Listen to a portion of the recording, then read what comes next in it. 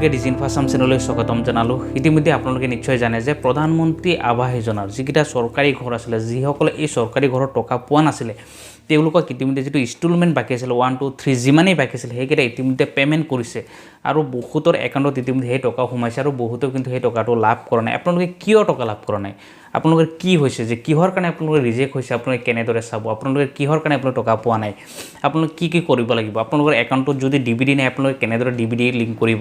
কাৰণ ইতিমধ্যে আপোনালোকে জানে যিটো চৰকাৰী স্কিম হয়, যিটো PMA ঘৰৰ টকাই হওক বা চৰকাৰী যিকোনো টকাই হওক, অৰুণোদয়ৰ টকাই হওক বা অন্যান্য কিবা স্কিমৰ হওক, বিকলাংগৰ টকাই হওক, কিন্তু বৰ্তমান অসমে যিটো ডিবিডিৰ দ্বাৰা যিটো দিয়ে, যাক ডিৰেক্ট বেনিফিট ট্ৰেন্সফাৰ বুলি কোৱা হয়, সেই ডিৰেক্ট বেনিফিট ট্ৰেন্সফাৰৰ দ্বাৰা যিটো টকা প্ৰদান কৰা হয়, সেই টকা যদি আপোনালোকে লাভ কৰা নাই, তেতিয়াহ'লে আপোনালোকে কেনেদৰে ডিবিডি লিংক কৰিব, আপোনালোকক আজি এই ভিডিঅ'ৰ দ্বাৰা সম্পূৰ্ণ ডিটেইলছ আপোনাক দেখুৱাই দিম এটা এটাকৈ, যাতে আপোনালোকে আপোনালোকৰ হাতত থকা মোবাইলটো দি যাতে আপোনালোকে ডিবিডি লিংক কৰিব পাৰে। চৰকাৰী ঘৰৰ টকা যে পোৱা নাই, আপোনালোক ৰিজেক্ট কিয় হৈছে, সেইটো আপোনালোকক কেনেদৰে চাব, সম্পূৰ্ণ ডিটেইলছ আপোনাক দেখুৱাম। গতিকে আপোনালোকে ভিডিঅ'টো সম্পূৰ্ণকৈ চাব আৰু যদি নতুনকৈ চাই আছে চেনেলটো ছাবস্ক্ৰাইব কৰি ভিডিঅ'টো লাইক আৰু এটা শ্বেয়াৰ কৰি দিব।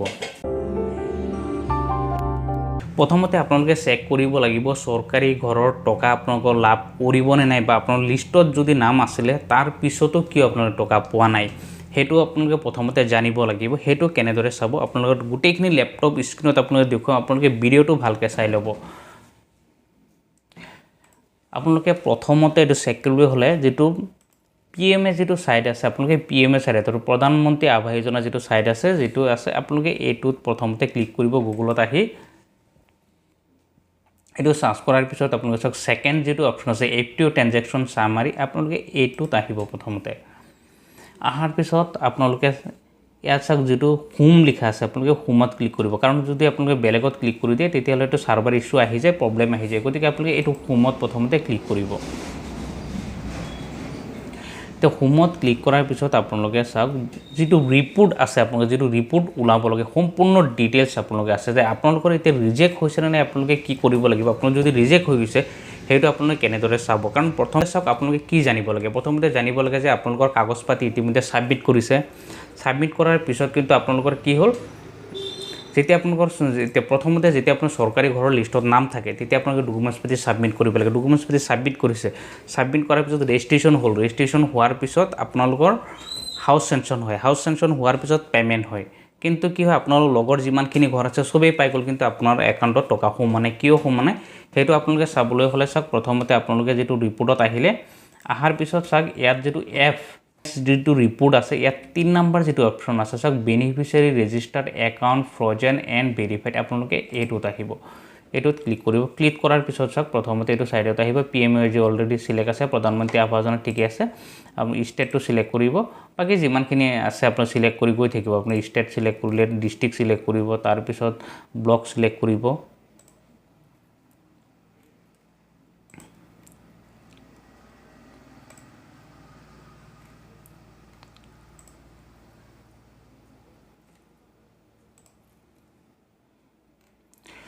তাৰপিছত যিটো আপোনাৰ পঞ্চায়ত হয়, আপোনালোকে পঞ্চায়তটো এটা চিলেক্ট কৰি দিব। চিলেক্ট কৰাৰ পিছত চাওক যিটো কেপচাৰ কোড বিচৰা হৈছে, আপোনালোকে এই কেপচাৰ কোডটো দি দিব। কেপচাৰ কোডটো দি পেলাই আপোনালোকে ছাবমিট কৰি দিব। এতিয়া ছাবমিট কৰাৰ পিছত চাওক যিটো লিষ্ট, ইতিমধ্যে যিটো লিষ্টৰ পৰা ইতিমধ্যে চৰকাৰী ঘৰ প্ৰদান কৰি আছে, যিসকল মানুহৰ ইতিমধ্যে চেংচন হৈছে, যিসকলক টকাৰ প্ৰদান কৰিছে, তেওঁলোকৰ সম্পূৰ্ণ লিষ্ট ইয়াত আছে। যদি আপোনালোকৰ চৰকাৰী ঘৰৰ নাম আছিলে তেতিয়াহ'লে আপোনালোকে এইটো লিষ্টত আপোনালোকে সম্পূৰ্ণ চাব পাৰিব। প্ৰথমতে আপোনালোকে চাওক যে যদি চৰকাৰী ঘৰ আপোনাৰ ভেৰিফাই হৈছে, তেতিয়া জানিব আপোনালোকে টকা লাভ কৰিব। ভেৰিফাই হোৱাৰ পিছত কি হয়, আপোনালোকৰ পে'মেণ্ট কৰে। চাওক পে'মেণ্ট কৰাৰ অপশ্যনটো কি হৈছে, আপোনালোকে চাওক ইয়াত যিটো ষ্টেটাছ লিখা আছে, আপুনি ষ্টেটাছত চাবলৈ যে কি হৈছে, ইয়াত চাওক অলৰেডি ৰিজেক্টেড আছে।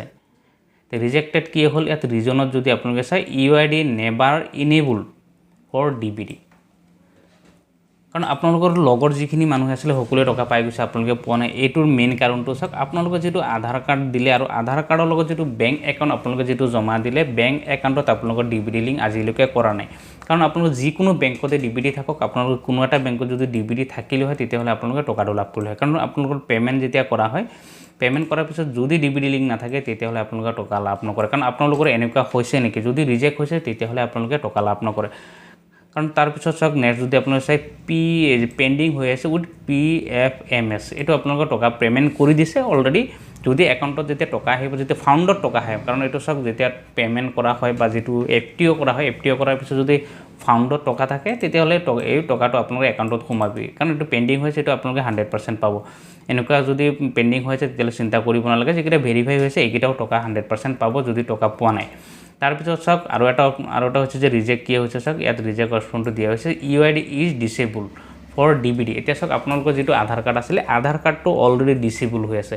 যদি আপোনালোকৰ এনেকুৱা প্ৰব্লেম হৈছে তেতিয়াহ'লে কি কৰিব লাগিব, চাওক ইতিমধ্যে আপোনালোকৰ এটা প্ৰব্লেম পাইছে কি যে DBD নাই, নেক্সটটো পাইছে যে আপোনালোকৰ আধাৰ কাৰ্ডটো যিটো দিছে এইটো ডিচেবল হৈ আছে DBD, কাৰণ আপোনালোকৰ যিটো বেংক একাউণ্ট দিলে, বেংক একাউণ্টৰ লগত তেওঁলোকে যিটো DBD কৰিব লাগে DBD হোৱা নাই, বা যিটো আধাৰ কাৰ্ড আছে আধাৰ কাৰ্ডটো আপোনালোকৰ হয়তো ইনএক্টিভ হৈ আছে বা ছাছপেণ্ড হৈ থাকে, বা কেতিয়াবা কি হয় আপোনালোকৰ যিটো বায়োমেট্ৰিক আপডেট দিব লাগে, যদি বায়োমেট্ৰিক আপডেট নিদিয়ে তেতিয়াহ'লে আপোনালোকৰ এই প্ৰব্লেমটো হয়। গতিকে আপোনালোকৰ আধাৰ কাৰ্ডৰ যিকোনো প্ৰব্লেম হৈছে আপোনালোকে প্ৰথমতে ছল্ভ কৰিব লাগিব। যদি আধাৰ কাৰ্ডৰ প্ৰব্লেম হৈছে, যদি ছল্ভ কৰে তেতিয়াহ'লে 100% আপোনালোকৰ যিটো চৰকাৰী ঘৰৰ টকা হওক বা অন্যান্য যি টকা আছে আপোনালোকে সেইটো 100% আপোনালোকে লাভ কৰিব। যদি ডিচেবল হৈ আছে তেতিয়াহ'লে আপোনালোকৰ যদি এনেকুৱা প্ৰব্লেম হৈছে আপোনালোকে গোটেই লিষ্টটো চাব পাৰে, প্ৰায়বিলাকে চাব আপোনালোকৰ আধাৰ এনেবল সব DBD নাই, যাৰ কাৰণে আপোনালোকৰ টকা পোৱা নাই। কাৰণ বহুতে আপোনালোকে কুৱেশ্যন কৰি আছিলে যে আমি টকা পোৱা নাই, বাকী কেইজনে পালে যে ইনষ্টলমেণ্ট এতিয়ালৈকে পোৱা নাই। কাৰণ কি হয়, বহুতৰ এইটো প্ৰব্লেম হয়, তেওঁলোকে এতিয়ালৈকে বেংক একাউণ্টৰ লগত DBD লিংক কৰা নাই।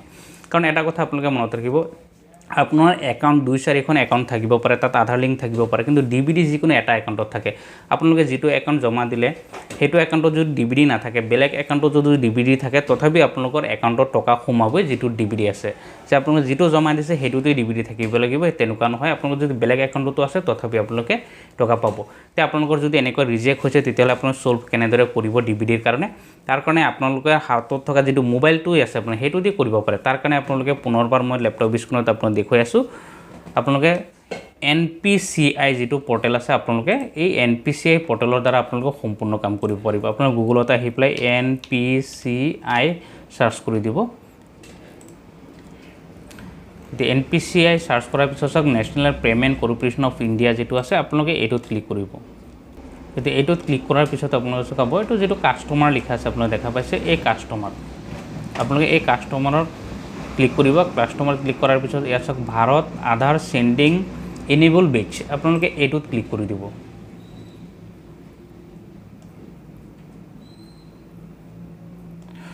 এতিয়া আপোনালোকে যেতিয়া এইটোত ক্লিক কৰিলে চাওক এইটো হৈছে ছাইটটো খোল খাই গৈছে। ইয়াত চাওক প্ৰথমতে হোম আছে, পিছত হৈছে আধাৰ চেণ্ডিং বা ডিচেবল আছে, একাউণ্ট ডিটেইলছ আছে, আধাৰ মেপ ষ্টেটাছ আছে। আপোনালোকে প্ৰথমতে চেক কৰি চাওক যে আপোনালোকৰ আধাৰ কাৰ্ডত আপোনালোকৰ যিটো বেংক একাউণ্ট আছে তাত DBD আছে নে নাই। আপোনালোকৰ প্ৰথমতে আপোনালোকে এইটো চেক কৰিবলৈ হ'লে যিটো আধাৰ মেপ ষ্টেটাছ আছে আপোনালোকে এইটোত ক্লিক কৰি দিব। ক্লিক কৰাৰ পিছত আপোনালোকৰ যিটো আধাৰ কাৰ্ড আছে আপোনালোকে এই আধাৰ কাৰ্ডৰ নাম্বাৰটো ইয়াতে বহাই দিব।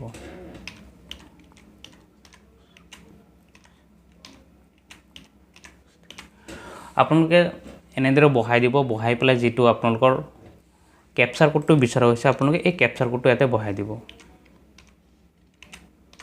কেপচাৰ কোডটো বহাৰ পিছত আপোনালোকে চেক ষ্টেটাছ যিটো আছে আপোনালোকে চেক ষ্টেটাছত আপোনালোকে ক্লিক কৰি দিব।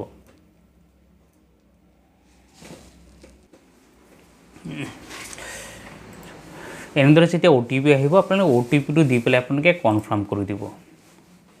এতিয়া যেতিয়া আপোনালোকে কনফাৰ্ম কৰিলে ইয়াতে চাওক অলৰেডি যদি DBD থাকে আপোনালোকে ইয়াতে দেখা পাব যে মেপ ষ্টেটাছত আছে চাওক এনেবল ফৰ DBD। যদি এনেবল ফৰ DBD আছে তেতিয়াহ'লে আপোনালোকে আৰু একো কৰিব নালাগে, আপোনালোকে একো চিন্তা কৰিব নালাগে যে আপোনালোকৰ ফৰ DBD আছে, তেতিয়াহ'লে আপোনালোকৰ জানিব একাউণ্টত DBD আছে। আপোনাৰ যিকোনো একাউণ্টত DBD থাকক আপোনালোকৰ কোনো চিন্তা কৰিব নালাগে, সেইটো একাউণ্টত টকা আপোনালোকৰ সোমাবই। কিন্তু যদি ভাবে যে নাই এইটো একাউণ্ট, এতিয়া চাওক ইয়াত যিটো দেখুওৱা হৈছে যে ইণ্ডিয়ান পোষ্ট পে'মেণ্ট বেংকত অলৰেডি DBD আছে, গতিকে আপোনালোকৰ যদি এনেকুৱা যিকোনো বেংকত DBD আছে আপোনালোকে এনেদৰে চেক কৰি চাব পাৰে। কিন্তু চাওক এতিয়া যেতিয়া DBD ইয়াত যিটো এনেবল ফৰ DBD লিখা আছে, তলত যিটো বেংক একাউণ্ট লিখা আছে, এইটো বেংক একাউণ্ট কিবা কাৰণে যদি KYC লাগি আছে তেতিয়াহ'লে আপোনালোকে কি কৰিব লাগিব, যদি আপোনালোকৰ আৰু বেলেগ একাউণ্ট আছে তেতিয়াহ'লে আপুনি সেই একাউণ্টলৈ আপোনালোকে কিন্তু DBDটো মুভ কৰাব পাৰে বা চেঞ্জ কৰি দিব পাৰে। বা আজিলৈকে যদি আপোনালোকৰ DBD হোৱাই নাই তেতিয়াহ'লে ইয়াত নট ষ্টেটাছ নো বুলি দেখুৱাই দিব, তেতিয়াহ'লে আপোনাৰ নতুনকৈ আপোনালোকে DBD কৰিব পাৰিব বা আধাৰ লিংক আপোনালোকে কৰিব পাৰিব। সেইটো আপোনালোকে কৰিবলৈ হ'লে আপোনালোকে এইটো চাওক যিটো আধাৰ চেণ্ডিং লিখা আছে আপোনালোকে চাব এই আধাৰ চেণ্ডিঙত ক্লিক কৰি দিব। আধাৰ চেণ্ডিঙত ক্লিক কৰাৰ পিছত চাওক ইয়াত প্ৰথমতে আপোনালোকে বিচাৰ হৈছে আপোনালোকৰ যিটো আধাৰ কাৰ্ড আছে আধাৰ কাৰ্ডৰ নাম্বাৰটো আপোনালোকে দিলে দিয়াৰ পিছত নেক্সট অপশ্যনটো আপোনালোকে এটা চাওক সেন্ডিং আৰু ডিসেবল কিবা কাৰণে আপোনালোকে যদি ডিসেবল কৰিব বিচাৰি আছে যে ডিভিডি নালাগে তেতিয়া ডিসেবল কৰি দিব কোনো প্ৰব্লেম নাই আৰু তাৰ পিছত যদি নাই আপোনালোকে আধাৰ ইনেবল কৰিব লাগে আপোনালোকৰ ডিভিডি কৰিব লাগে তেতিয়ালে আপোনাৰ সেন্ডিংত ক্লিক কৰিব তাৰ পিছত চাওক আপোনালোকৰ কোনটো বেংক একাউণ্টত আপোনালোকে ডিভিডি কৰিব কোনটো বেংক একাউণ্টত আপোনালোকে ডিভিডি লিংক কৰিব বিচাৰি আছে আপোনাৰ কোনটো একাউণ্ট আছে আপোনালোকে সেই একাউণ্টটো ইয়াতে আপোনালোকে সিলেক্ট কৰিব যিটো আছে আপোনালোকে যি বেংকে আছে আপোনালোকে হেতু সিলেক্ট কৰিলে ইয়াতে সিলেক্ট কৰাৰ পিছত এতিয়া আপোনালোকে ইয়াত সেন্ডিং টাইপ যেটো আছে আপোনালোকে ইয়াতে ইম্পৰ্টেন্ট হয় আপোনালোকে ইয়াতে চাব যদি আপোনালোকে স্ট্যাটাস যেতিয়া প্ৰথমতে চেক কৰিলে তাত যদি নো আহিছে তেতিয়ালে ফ্ৰেশত আপোনালোকে ক্লিক কৰিব লাগিব ফ্ৰেশ একাউণ্ট কাৰণ আপোনালোকে ডিভিডি নাই যদি তেতিয়ালে ফ্ৰেশ কৰিব আৰু যদি আপোনালোকৰ অলৰেডি বেলেগ একাউণ্টত দেখুৱাই আছে আপোনাৰ ডিভিডি তেতিয়ালে হেতু বেংকত পৰা আপোনালোকে বেলেগ এটা একাউণ্টত নিব লাগে তেতিয়ালে আপোনাৰ চাওক 3 নম্বৰ যেটো আছে move from one bank to আদাৰ বেংক আপোনালোকে এইটোত ক্লিক কৰি দিব এইটোত ক্লিক কৰাৰ পিছত নেক্সট যেটো চাওক বিচৰা হৈছে আপোনালোকৰ একাউণ্ট নাম্বাৰটো যেটো বেংকৰ যেটো আপুনি ইয়াতে ওপৰত যেটো সিলেক্ট কৰিলে যেটো বেংক একাউণ্টত আপুনি ডিভিডি লিংক কৰিব বিচাৰিছে সেই বেংক একাউণ্টৰ একাউণ্ট নাম্বাৰটো ইয়াতে দিলে তাৰ পিছত কনফাৰ্ম কৰিলে কনফাৰ্ম কৰি পেলাই আপোনালোকে টিকমাৰ্কটো দি পেলাই আপোনালোকে সেম আকৌ ক্যাপচাৰ কোডটো দি পেলাই আপোনালোকে সাবমিট কৰি দিব হেদৰে যেতিয়া আপোনালোকে যেতিয়া স্ট্যাটাস চেক কৰিছিল স্ট্যাটাস চেক কৰাৰ পিছত যেটো ওটিপি জেনেদৰে বিচৰা হৈছিল যেটো আধাৰ কাৰ্ডত ওটিপি গৈছিল সেই ওটিপিটো সেম আহিব আহাৰ পিছত আপোনালোকে এই ওটিপিটো ইয়াতে আপোনালোকে বহাই পেলাই আপোনালোকে সাবমিট কৰি দিব সাবমিট কৰি দিলে আপোনালোকৰ 100% যেটো ডিভিডি লিংক হ'ব লাগে হেতু একাউণ্টত অলৰেডি ডিভিডি লিংক হৈ যাব 24 ঘণ্টাৰ ভিতৰতে ইয়াৰ বাহিৰে আপোনালোকে আৰু একো চিন্তা কৰিব নালাগে যদি আপোনালোকৰ এনেকুৱা প্ৰবলেম হৈ আছে এতিয়ালৈকে ডিভিডি লিংক কৰিব পৰা নাই তেতিয়াহলে আপোনালোকে এই পৰ্টেলৰ জৰিয়তে আপোনালোকৰ হাতত যেটো মোবাইল আছে এই মোবাইলটোৰ জৰিয়তে আপোনালোকে এই ডিভিডি লিংক আপোনালোকে কৰিব পাৰে কাৰণ আপোনালোকে বেংকত গৈ লাইন লাগি থাকিব নালাগে আপোনালোকৰ বেংকত গৈ বহি থাকিব নালাগে কাৰণ এনেকুৱা বহুত প্ৰবলেম হৈছে বহুত মানুহৰ ইতিমধ্যে ডিভিডি নাই যাৰ কাৰণে মই যেটো লিষ্ট আপোনালোকে দেখুৱালো যে টকা কিয় পোৱা নাই এনেকুৱা বহুত প্ৰবলেম মানুহৰ হৈ আছে যাৰ কাৰণে তেওঁলোকে কি কৰিছে বেংকত গৈ লাইনত ৰব লাগিছে কিন্তু আপোনালোকে এতিয়া আৰু লাইনত থাকিব নালাগে বেংকত আপোনালোকে যাব নালাগে আপোনালোকে নিজে নিজে আপোনালোকে এই এনপিসিআই পৰ্টেলৰ জৰিয়তে আপোনালোকে কৰিব পাৰিব আপোনালোকে এই ডিভিডি লিংক নাথাকিলে আপুনি নিশ্চয় জানে যেটো অৰুণোদয় যেটো 9000 টকা প্ৰদান কৰিব অহামাহত সেই টকাও আপোনালোকে লাভ নকৰে আপোনালোকে অৰুণোদয় হক বা অন্যান্য যিকোনো চৰকাৰী স্কিমৰ টকা যদি লাভ কৰিব বিচাৰে তেতিয়া হলে আপোনালোকে কিন্তু এই ডিভিডি লিংকটো কম্পালসৰি আপোনালোকৰ থাকিবই লাগিব আৰু হেতু ডিভিডি লিংক আপোনালোকে এনেদৰে কৰক যদি এনেদৰে আপুনি সাকসেসফুলি কৰি লয় তেতিয়া হলে 100% চৰকাৰী ঘৰৰ টকাই হক বা আপোনালোকে অন্যান্য যি চৰকাৰী স্কিমৰ টকা হক অৰুণোদয়ৰ হক বৃদ্ধ পেঞ্চনৰ হক বিধৱা পেঞ্চনৰ হক বিকলাংগৰ টকাই হক আপোনালোকে 100% আপোনালোকে লাভ কৰিব ইয়াৰ বাহিৰেও যদি আপোনালোকে কিবা প্ৰবলেম পায় তথাপি আপোনালোকে ভিডিঅত কমেন্ট কৰিব আপোনালোকৰ নেক্সট ভিডিঅত আৰু কি প্ৰবলেম হৈছে আপুনি হেখিনি সলভ কৰিবলৈ মই যত্ন কৰিম